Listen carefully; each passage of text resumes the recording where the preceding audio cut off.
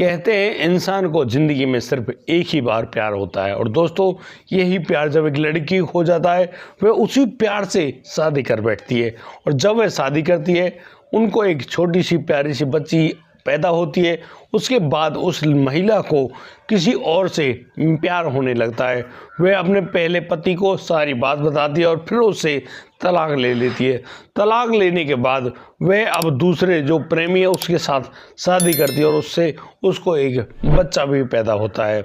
उसके बावजूद भी उसका प्यार होने का जो सिलसिला है वह रुकने का नाम नहीं ले रहा था। वह लगातार प्यार करती जा रही थी और इसी प्यार के चलते वह लोगों के साथ संबंध भी बना रही थी। यानी कि वह अब दो मर्दों के साथ इस प्रकार के संबंध में आ गई थी कि उनके साथ इश्क तो वह करती है, इसके साथ साथ उनके साथ संबंध भी बनाती है। दोस्तों कहा जाता है कि उस महिला के यानी कि वैवाहिक संबंध तो काफ़ी कम रहे, लेकिन उसके जो संबंध बनाने अवैध संबंधों के जो मामले हैं वो लगातार दिन प्रतिदिन बढ़ते जा रहे।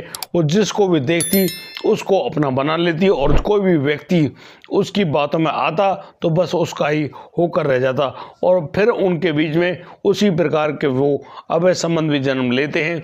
और दोस्तों मैं आपको एक खास बात बता दूं, यहाँ पर वह महिला उन अवैध संबंधों के आड़ में उन लोगों से पैसे भी लिया करती है और अपने बच्चों को पाला करती है। यहाँ उस महिला के पास यानी कि एक बेटी भी है, एक बेटा भी है, लेकिन दोनों के पिता अलग अलग हैं और वह जब अब तीसरी जगह के जो इसके उसको करना शुरू कर देती है फिर तो होता है एक भयानक कांड, एक ऐसा खौफनाक कांड जिसके बारे में शायद किसी ने विचार भी नहीं किया था। आखिर उस महिला ने अपने पतियों से यानी कि पूर्व के पतियों से कैसे छुटकारा पाया और नए नए खस्म हैं उनको ढूंढने लगी। बड़ी ही रोमांचक कहानी। आपसे विनती है इस कहानी को आप अंत तक जरूर देखेंगे। नमस्कार, आदाब, सत श्री अकाल दोस्तों, स्वागत है आपका हमारे यूट्यूब चैनल किस्से क्राइम के। और दोस्तों आपसे वही प्यार भरी गुजारिश, आगे बढ़ने से पहले हमारे चैनल को सब्सक्राइब करना, नोटिफिकेशन की बेल को दबाना बिल्कुल ना भूलें। दोस्तों हमको फेसबुक पर भी फॉलो अवश्य कर लें। और आज का बेहद ही हैरान करने वाला मामला सामने आया है खैरतल तिजारा राजस्थान से। दोस्तों तिजारा बहुत ही खूबसूरत जगह राजस्थान की, बिल्कुल पहाड़ियों के बीच में घिरा हुआ एक ऐसा शहर जिसके नज़दीक एक गांव होता है और वहां पर होती है रामबास झोंपड़ी। दोस्तों रामबास झोंपड़ी के नज़दीक रोड पर अचानक लोगों को एक जो बॉडी है वह सड़क के किनारे पड़ी हुई मिलती है। दोस्तों जैसे राहगीर वहां से गुजरते हैं वो लोग उस बॉडी को देखते हैं तो वहाँ वह जो पूरी बॉडी है वह खून से लथपथ हुई पड़ी है। अब तो वो लोग पुलिस के पास सूचना देते हैं। पुलिस अब तुरंत मौका वारदात पे आती है और उस बॉडी को वहाँ से उठाकर पोस्टमार्टम के लिए हॉस्पिटल भिजवाती है। लेकिन पुलिस भी हैरान है कि यहाँ पर कुछ भी ऐसा देखने को नहीं मिल रहा जिसमें लग रहा हो कि कोई झड़प हुई हो, कोई मारपीट की गई हो, किसी ने दुश्मनी निकाली हो।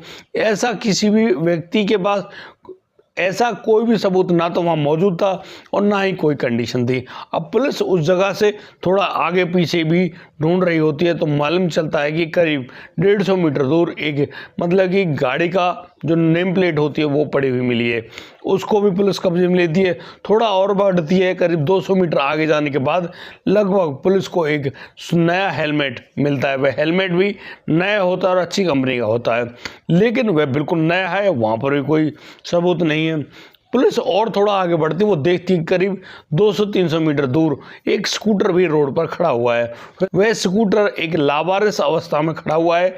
वह किसका है पुलिस के पास भी कोई जानकारी नहीं, कोई और भी उसके बारे में बात नहीं करता है। अब तो उस आदमी के बारे में जिसकी बॉडी उठाई गई थी ना तो उसकी कोई शिनाख्त हो पाती है और ना ही कोई अन्य वजह।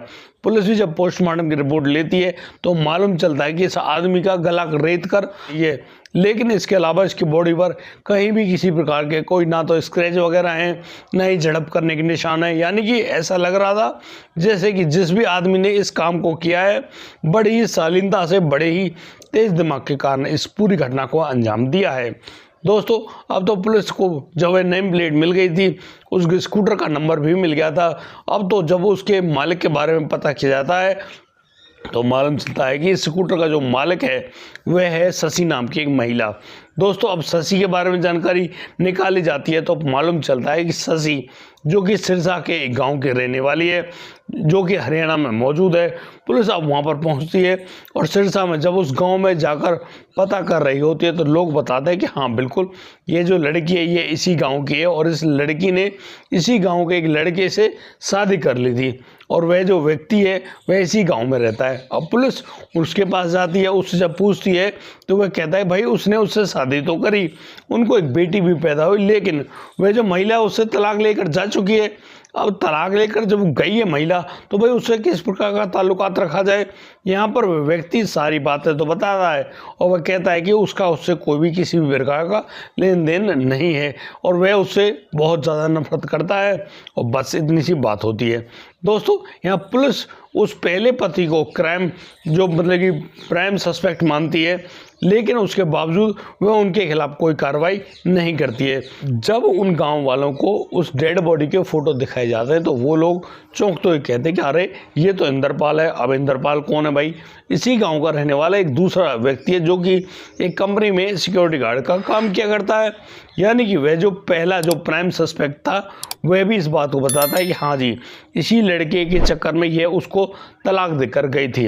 अब पुलिस को मिल गई एक अहम कड़ी। अब ये इंद्रपाल है, इंद्रपाल की हत्या कर दी गई है। अब तो मामला बिगड़ ही गया। आखिर अब इंद्रपाल के पास कैसे जाया जाए?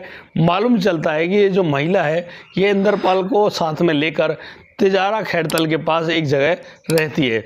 दोस्तों अब तो पुलिस वहाँ पर पहुँचती है और जब मालूम करती है कि यहाँ पर क्या वह महिला जो शशि है वह मौजूद है। दोस्तों शशि के बारे में पता चलता है कि वहाँ पर ये एक सोसाइटी है, उस सोसाइटी में रहा करती है। दोस्तों अब सोसाइटी में जाकर पता चलता है तो इंद्रपाल और शशि का जो घर है उस पर ताला लगा हुआ है। यानी कि आसपास के लोग बताते हैं कि पिछले 15 दिनों से महिला यहाँ से गायब है। अब पुलिस सोचने पर मजबूर कि यार महिला जो कि घर में होनी चाहिए वह तो घर में नहीं है, 15 दिन पहले से ही लापता है, आखिर वह कहाँ पर गई? पुलिस के लिए बहुत बड़ी गुत्थी बन जाती है और पुलिस किस प्रकार से उस गुत्थी को सुलझाती है आज हम आपको बताने वाले हैं। पुलिस अब अपने सारे मुखबिरों को एक्टिवेट कर देती है, उनसे कहती है कि इस लड़की इस महिला के बारे में जानकारी जुटा कर दो और बहुत ही जल्दी पुलिस को एक खास जानकारी मिलती है कि उसी सोसाइटी बगल में एक और सोसाइटी है जो कि भिवाड़ी के अंतर्गत आती है। उसके जो सोसाइटी है वहाँ पर यह है जो महिला है पिछले 15 दिनों से रह रही है। अब दोस्तों जैसे पुलिस उस जगह पर जाती है, वहाँ जब उस घर पर दबिश डाली जाती है तो मालूम चलता है कि वह जो महिला है वह अपने दोनों बच्चों के साथ यहाँ पर मौजूद है।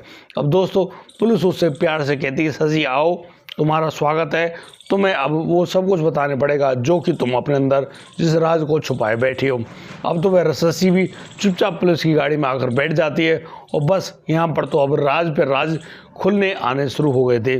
दोस्तों यहाँ पर वह जो शशि है वह इस प्रकार से पूरी कहानी बताती है, मैं आपको अब बताने वाला हूँ। दोस्तों जैसे कि जो शशि है, शशि अपने पति इंद्रपाल के साथ यानी कि तिजारा खैरतल के पास रहा करती थी। वहाँ पर वह दोनों सिक्योरिटी गार्ड का काम किया करते हैं, महिला भी और पुरुष दोनों। सिक्योरिटी गार्ड में जिस प्रकार से काम करते हैं, एक दिन की ड्यूटी देता है, एक रात की ड्यूटी देता है, लेकिन कहीं ना कहीं ये जो महिला है इसको ना जाने क्यों ऐसी हवस की आग सी लगी हुई थी। शशि बताती है कि उसको मर्दों की लत सी लग गई थी और इसी बात में जब भी वह अपनी ड्यूटी किया करती वहाँ पर कोई भी व्यक्ति उसको देखा करता, वह उनसे उसी ललचे दृष्टि में देखा करती, उनसे बातचीत किया करती।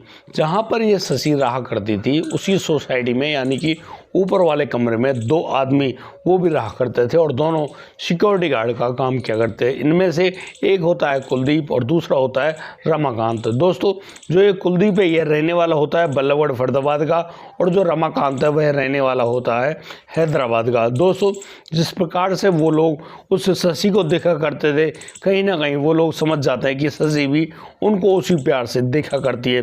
अब तो इन दोनों के बीच में यानी कि ये तीन लोग हैं, तीनों के बीच में में वो जो शशि है वह बिल्कुल ऐसे बनकर आते हैं कि वह कुलदीप से मोहब्बत करती है और उस लड़के रमाकांत से भी मोहब्बत करती है। यहाँ पर कुलदीप और रमाकांत की उम्र में करीब 15 साल का फ़र्क होता है, लेकिन बावजूद इसके वो दोनों उस शशि को अपना दिल दे बैठे थे और यहाँ तक कि दोनों के साथ वो एक ही कमरे में संबंध भी बना लिया करती थी। लेकिन अब जो वह लड़का चंद्रपाल है, जो कि शशि का पति होता है, उसको लगने लगा था कि उसकी जो पत्नी है यानी जो शशि है उस पर अब ज़्यादा गौर नहीं देती है, कहीं कोई बात तो नहीं हो गई। वह जब अपनी पत्नी शशि से पूछता है, उससे कहता है, तो वह कहती है कि हाँ उसको प्यार हो गया है और वह अपने प्यार के साथ भरपूर मज़े करने वाली है। तुम उसको रोका टोकी ना करो तो ज़्यादा बेहतर है। अब तो चंद्रपाल उससे कहता है, देख यार तेरे बच्चे भी हैं, वो खुद भी है, सारी कंडीशन बिल्कुल ठीक है, फिर भी तुम जब इस प्रकार के काम करोगे तो हमारे समाज में कितनी भयंकर बदनामी होगी। यहाँ पर शशि उसको जवाब देती, देखो मेरा उस समय पति था जब मैं तुमसे प्यार करती थी, जब मैंने तुमसे कुछ नहीं कहा तो तुम मुझसे क्या कहने वाले हो, इसलिए तुम उसके रास्ते में बिल्कुल भी रोड़ा मत बनो और ये कहानी होने दो, मुझे मेरा काम करने दो। जिस प्रकार से ये काम आगे बढ़ने लगा था, कहीं ना कहीं वह इंद्रपाल को अखरने लगी थी। दोस्तों अब तो उस इंद्रपाल के लगातार उसे रोका टोकी करने से वह जो महिला है शशि बहुत ही ज़्यादा दुखी होती है और वह अब अपने प्रेमियों को इस पूरी कहानी को बता देती है। दोस्तों यहाँ पर वो लोग एक ऐसी प्लानिंग करते हैं जिसके तहत यानी कि पूरे काम को अंजाम देना था, लेकिन उससे पहले अब तो जो शशि है अपने दोनों बच्चों को लेकर इंद्रपाल के घर से गायब हो जाती है। वह अब दूसरी जगह पर रहने लगी, उसके बारे में किसी को कोई खास जानकारी नहीं होती है, लेकिन कुलदीप और उसके जो दोस्त है रमाकांत को इसके बारे में पूरी जानकारी होती है। दोस्तों यहाँ पर जो इंद्रपाल है अपनी पत्नी को लगातार ढूंढ रहा होता है, लेकिन उसके बारे में उसको कोई भी जानकारी नहीं मिलती है। वह बहुत ही ज़्यादा परेशान दुखी अवस्था में तो है, लेकिन लगातार अपनी पत्नी को ढूंढ रहा है।